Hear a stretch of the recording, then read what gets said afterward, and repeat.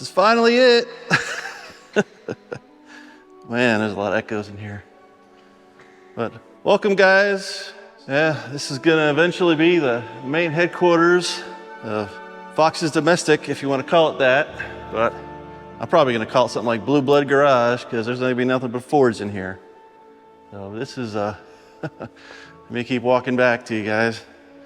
This is a new 40 by 70 foot garage that has been well over a decade in planning and making. So finally, that's what you see here. So let me take you on a little tour.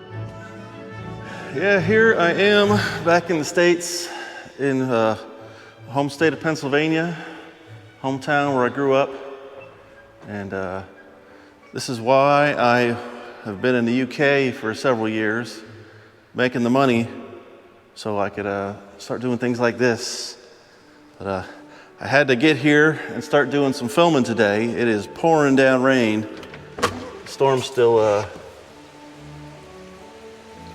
hasn't passed yet, but the old F100 still doing good, driving in the rain.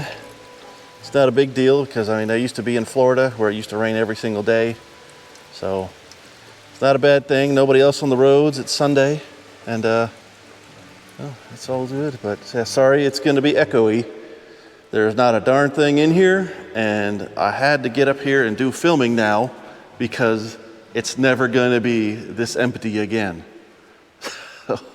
Starting tomorrow, I'm going to be starting to bring all kinds of stuff. We have a storage unit that I've been paying on for the past 5-6 years with a bunch of our household goods, and I'm getting all my stuff out of storage since there's, they raised the rent for about 250% since I started putting some stuff in there. So I'd rather be paying myself than paying somebody else.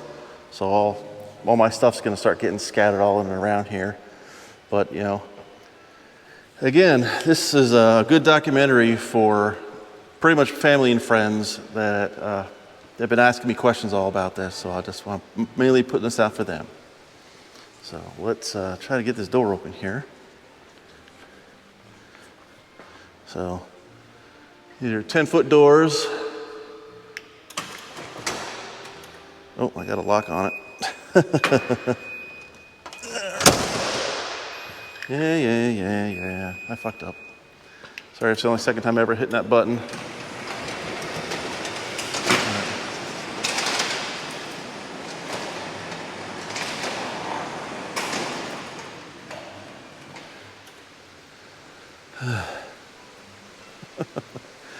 Oh, it's lousy weather, but I don't care. I'm happy.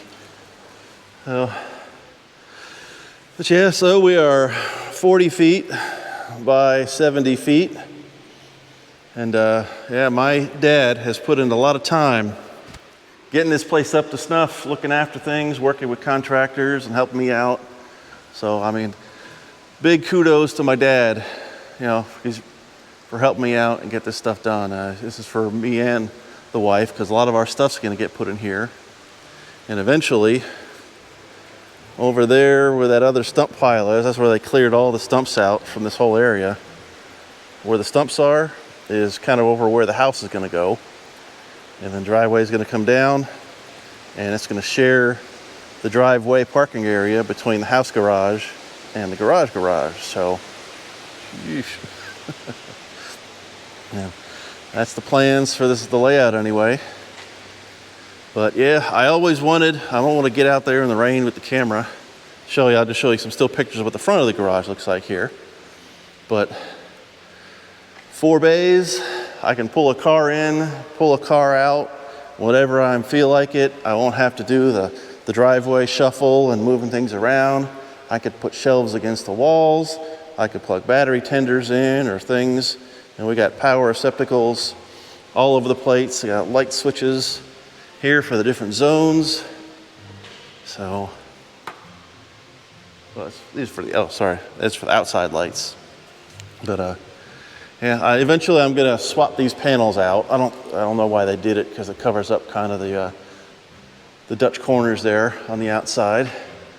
But it's fine for now. Nobody can look in. You know, we're gonna get already ordered security system for the place. We just got power run. That big black cable there is cable internet. So when the house gets built, it's going to have 400 amp service. So all I got to do is tee off of it, and then power's ready for the house. I don't know if you can see right there-ish about. There's the wellhead. The well's already drilled on the property. So once you get a house, get a septic, boom, ready to come back to the States here a couple years once that endeavor kicks off. So yeah, lots of lights. So we got a couple zones worth of lights here. So I turn them all off. At zone 1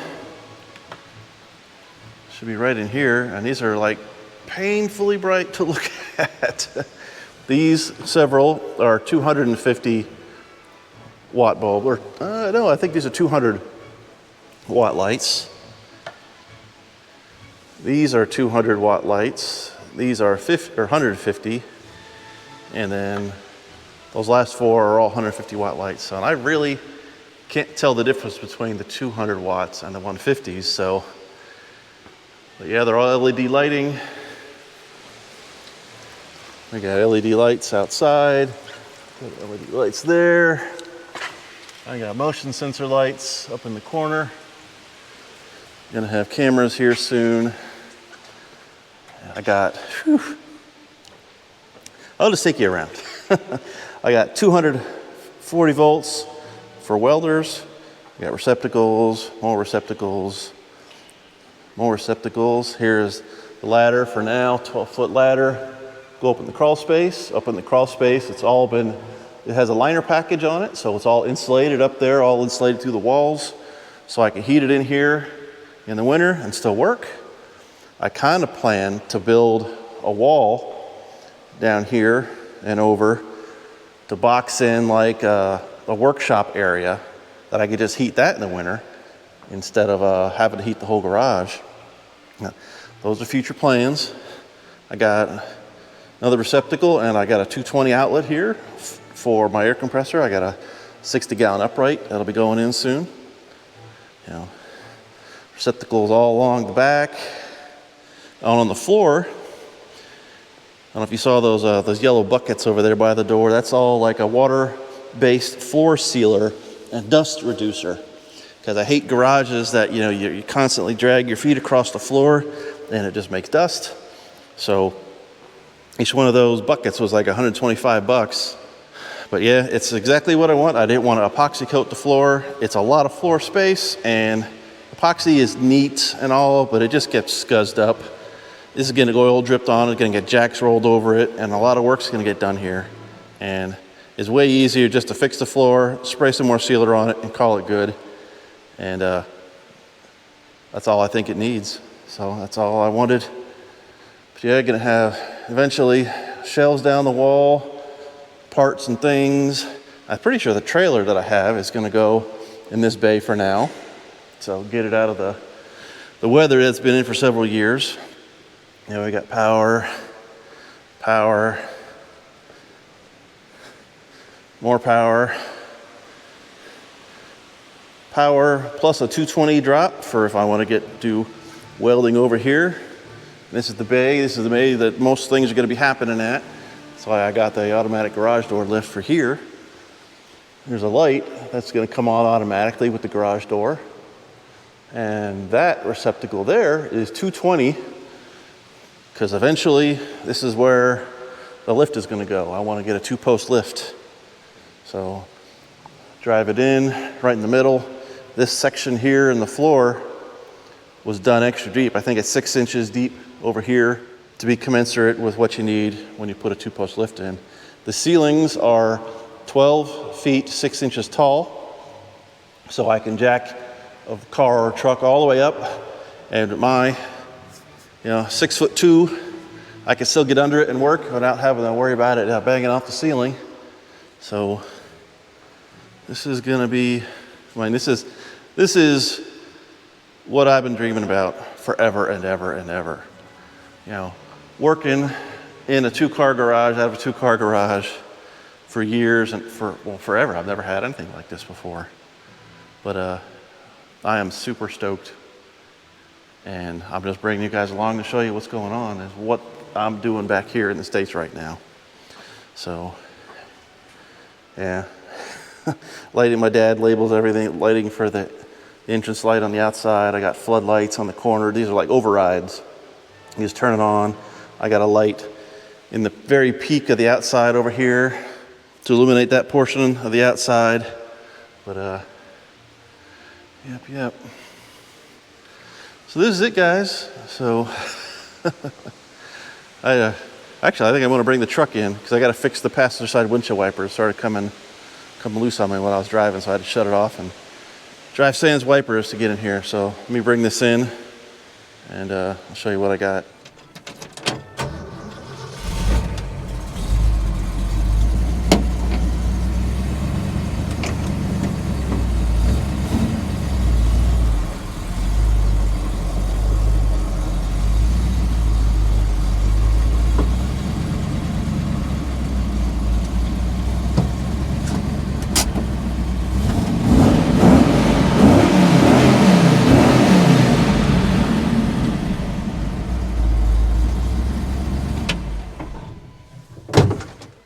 Yeah, these old windshield wipers are fiddly. That's why they don't kind of have them anymore. But, hey, old truck. I think my dad starts it every now and then, maybe once a month or so. But if you guys haven't seen it before, 1966 F100 short bed style side. So I restored this truck pretty much in the manner of how you saw the montage video of me restoring the coupe. But it took, well, I guess it just took about just as long. A few years to do it, frame off. This actually got a frame. But look at this, I love it. I got lots of light. Let me turn on the rest of the lights and get in there. And look at, I can see everything. Look at all the light I have. Engine was originally 352. I found a 390. Rebuilt it 20,000 silver with a balanced bottom end and forged pistons. Edelbrock Performer RPM heads. Comp XE 262 camshaft. Performer RPM intake manifold. A Phytech, the Go Street EFI system. That's what they call it. And I had like one of the very first units. And it even still has the fuel command center that everybody hated. Well, I don't know what the problem is. I mean, it works good for me. Because what this is it's just a big reservoir. You still have your factory mechanical fuel pump. It fills the reservoir. It literally has a Holley float in it, like a float adjustment. And it keeps this tank full to a certain level. And then there's an EFI high pressure fuel pump in here that just deadheads up to the Phytech, and then there's your fuel injection system. I mean, I got a temperature sensor unit in it. I got Pertronix igniter run to an MSD box. Kind of the same thing as we did on Pete's car. Old Ford Motorcraft battery. Heck, I think I bought this thing. Had it on one of those C-Tech battery tenders. It's still doing good. I mean, this thing is probably 6 or 7 years old now. So, but I converted it to front twin I-beam disc brakes from a 77 F100.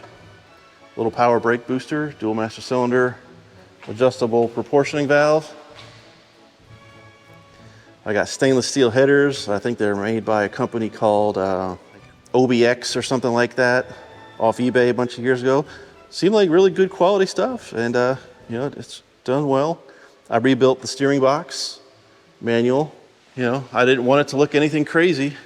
And the other thing, other than the 390, which is different than stock, you come in here.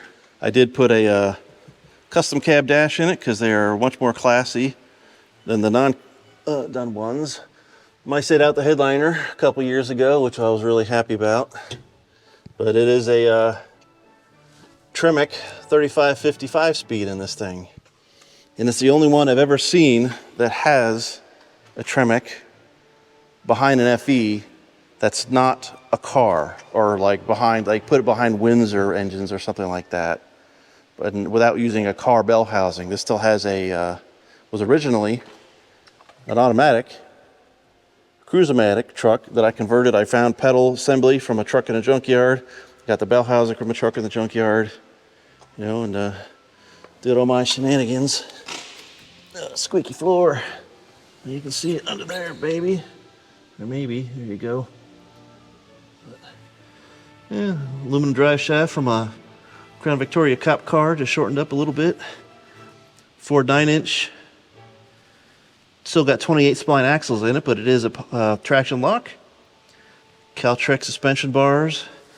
And this thing hooks and goes, but you can see underneath. Still reasonably clean. Some little surface rust coming back through. All that is white epoxy primer. And got some Borla Pro XS mufflers on it because they're nice, quiet, and straight through design. So, but it is still not a Crown Vic front suspension truck like a lot of them do. This is still twin I-beams, and it's a truck, and I treat it like a truck, and drive it like a truck. And if it starts rusting again, I'll just restore it again. So, but, yeah, it's usually a little hard to close the doors when I'm rolled up, because here I'll show you. I roll the window all the way up. It doesn't want to close. All you got to do is that, and then, because it just lets the air out. So, because all the modern trucks have like vents on the back of the cab to let the air go out of it. But yeah, I got a Line-X color matched bed liner when I did it.